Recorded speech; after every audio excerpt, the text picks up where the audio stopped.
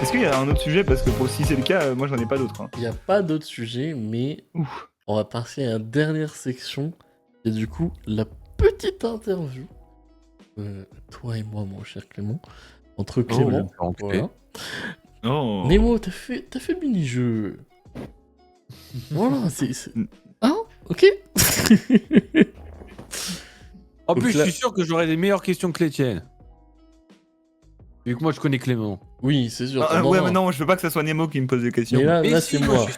Je suis sûr que j'en aurai des bonnes. Ah oui, Oui, oui. mais là, c'est moi. euh, Tu vois. Entre nous, oui. Pourquoi vous avez peur de moi? C'est pas que Je j'ai sais peur pas. de toi, c'est que j'ai pas envie de niquer mon émission.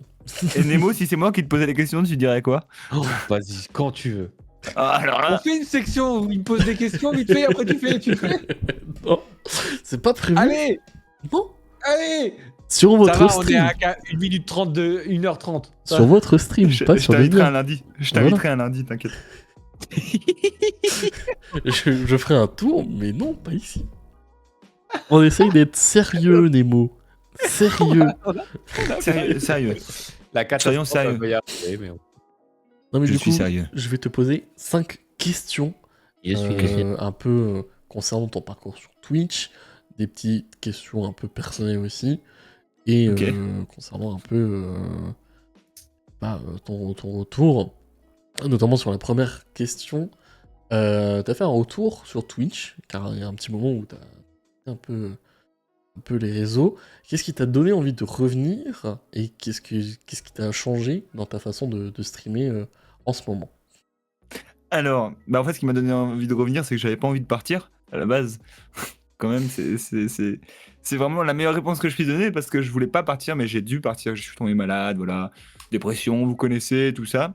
Et du coup, mon retour, ce qui a changé, c'est que j'ai développé une nouvelle vision des choses. C'est le voyage. Je vis pour voyage, je vis pour tout ça. Mon objectif, c'est vraiment le voyage et la communauté en général. Et donc, je veux partager ce goût du voyage, ce goût du partage avec les gens en stream. Et c'est pour ça que ma vision de stream a totalement changé. Le lundi, j'interviewe des gens. Le reste de la semaine, je fais des jeux indés qui vont pas forcément m'occuper tout l'esprit pour que je puisse discuter plus. Et je trouve ça cool. Et en plus, je me base plus sur l'horreur, ce que j'ai toujours apprécié et ce que j'ai pas assez fait, je trouve. Et je pense que j'ai répondu à ta question en disant tout ça. Voilà. Après, surtout, tu t'es beaucoup aussi ouvert aux collaborations par rapport à avant.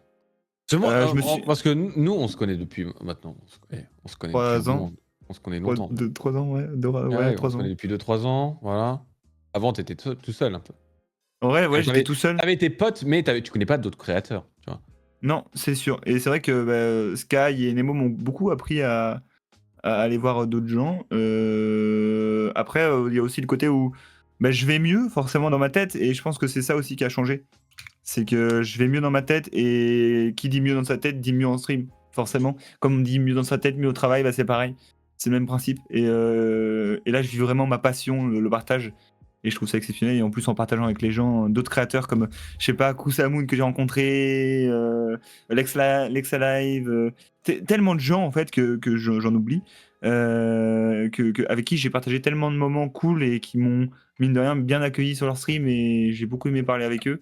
Et c'est ça que je veux partager, c'est cette ouverture à la communauté, quoi. Comme l'a dit Nemo. Super intéressant pour ça, et c'est vrai que c'est toujours cool de s'ouvrir aux gens et de surtout découvrir d'autres passions à travers d'autres personnes. Et Ouais.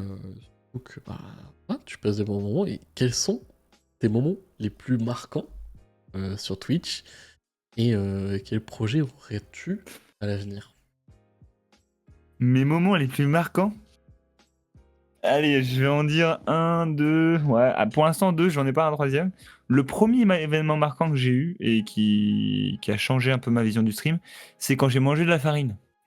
Alors ça paraît bizarre comme ça, mais en fait, tout simplement, la première fois où j'ai mangé de la farine, c'est quand un streamer qui s'appelle Ketrard est ma host, ma raid sur Twitch.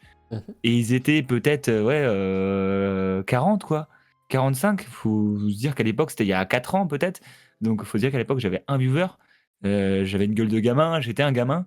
Et là, il est venu, il y avait 40 personnes sur mon live, ils sont tous restés au moins une bonne trentaine de minutes et m'ont fait manger de la farine, c'est certain. Ça m'a dégoûté, mais j'en refais encore de temps en temps, malheureusement. Et c'est le moment le plus ouf de Twitch parce qu'en fait, j'ai compris que Twitch, t'es pas tout seul, déjà. Et tu peux t'aider des autres gens et tu peux aussi rire autant qu'en dans la réalité, en live, sans que personne te juge. Voilà. Et le deuxième, c'est quand j'ai rencontré Nemo. Alors en fait, c'est pas forcément la rencontre avec Nemo qui m'a marqué parce que ouais, c'était exceptionnel parce que Nemo c'est une personne exceptionnelle que j'apprécie beaucoup. Tu le sais très bien, Nemo. Mais c'est aussi parce que c'est la première fois où j'ai été voir un live autre que le mien en live pour découvrir cette personne et essayer d'aller échanger avec cette personne.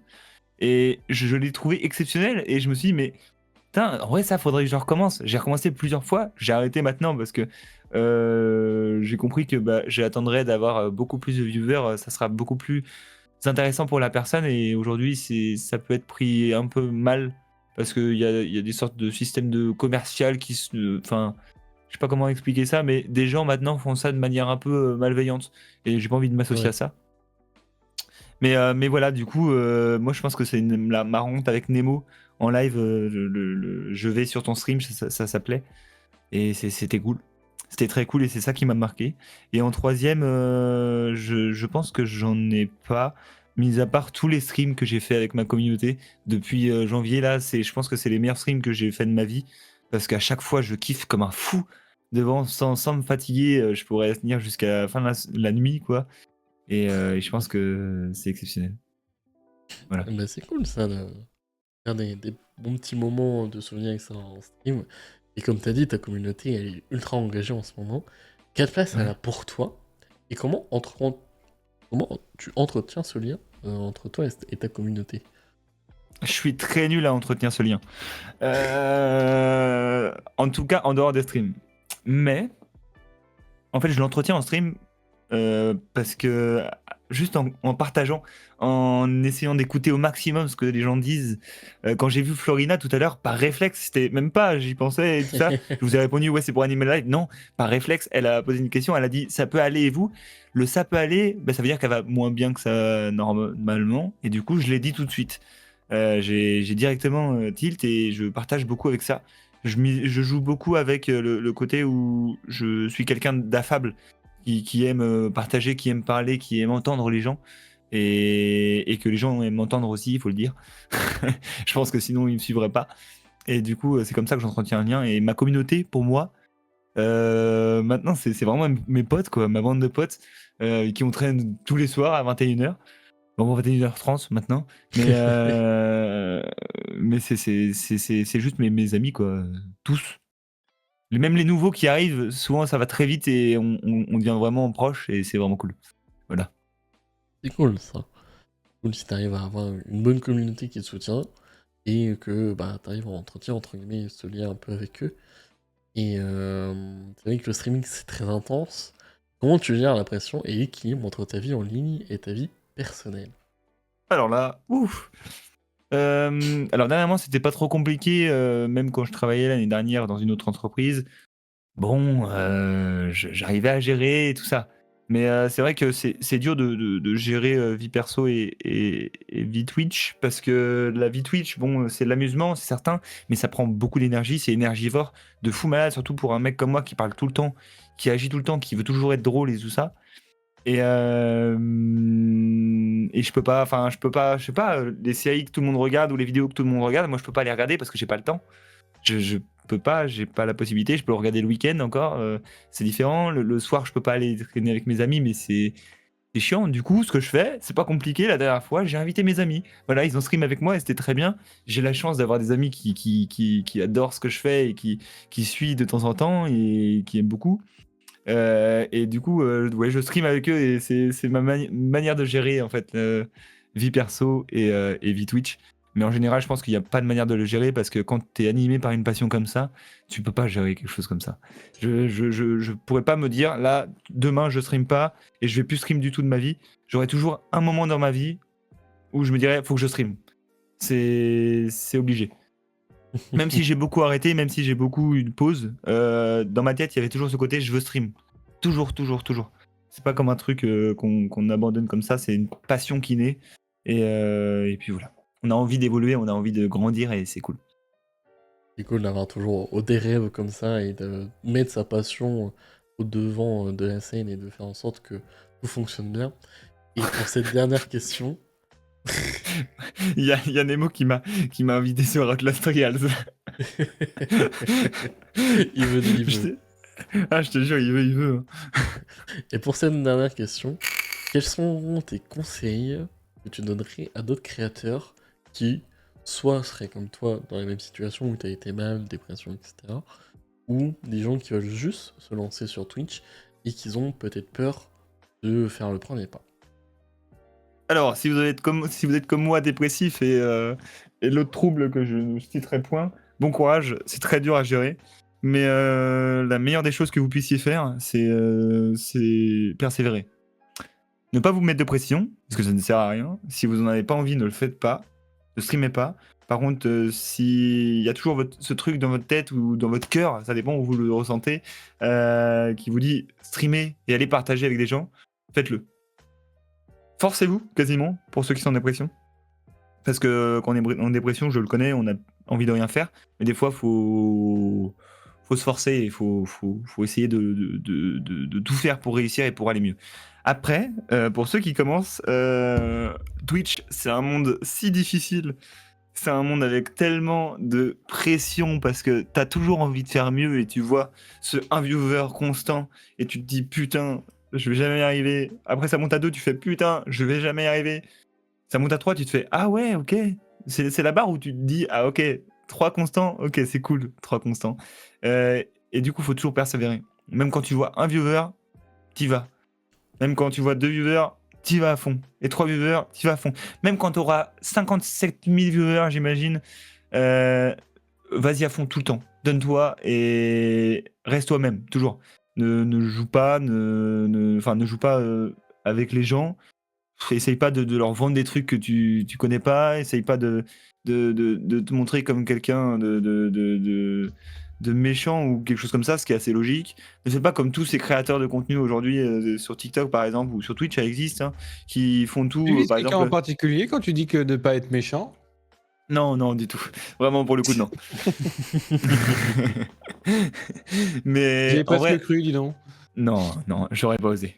Mais en vrai, tous les créateurs d'aujourd'hui, ils attirent les gens. Clique et ma meuf se déshabille. Voilà, il y a des trucs comme ça et on le sait très bien. Ça, c'est de la merde, ne faites pas ça. Si vous n'avez pas de vue, bah, continuez, persévérez. Ça montera au bout d'un moment. Je suis peut-être un exemple pur. J'ai tourné à un viewer pendant très longtemps. J'ai même pas eu mon affiliation pendant plus d'1 an. Pour vous dire, 1 an à stream sans affiliation, c'était très dur pour moi. Même mentalement. Et après, j'ai commencé à monter un peu. Et il y a une communauté qui soude autour de moi. Je dis pas qu'on est 20 000, hein. Je dis pas qu'on est 15. Non, on est peut-être 8, grand maximum, hein, une communauté fidèle. Mais mine de rien, c'est déjà assez. Et on montera au fur et à mesure. Et le conseil aussi technique que je peux donner, c'est que essayez pas de jouer sur la caméra ou des trucs comme ça. Ça sert à rien. Ne mettez pas votre caméra en premier ou mettez-la, mais même si c'est la merde, on s'en fout. Mettez un bon micro. Parce que les gens, s'ils vous entendent, vous pouvez les accrocher. Par contre, s'ils vous voient, mais qu'ils vous entendent moins bien, oubliez, à moins que vous soyez super beau ou que vous ayez des gros nibards, ça ne marchera pas. Après, d'autres conseils, je pense que j'en ai pas. Juste persévérer. C'est la plus grande chose à faire. Oh, bravo. C'était un très beau discours et franchement, merci d'avoir répondu Merci. à ces quelques questions. Et Merci. j'espère que ça t'a plu et que c'était pas franchement des questions qui ont été trop dérangeants ou trop intrusifs dans ta vie privée ou même. Non, du tout. Du tout, c'était très bien. Il n'y avait pas de questions personnelles en général et c'est vraiment cool. C'est une bonne question.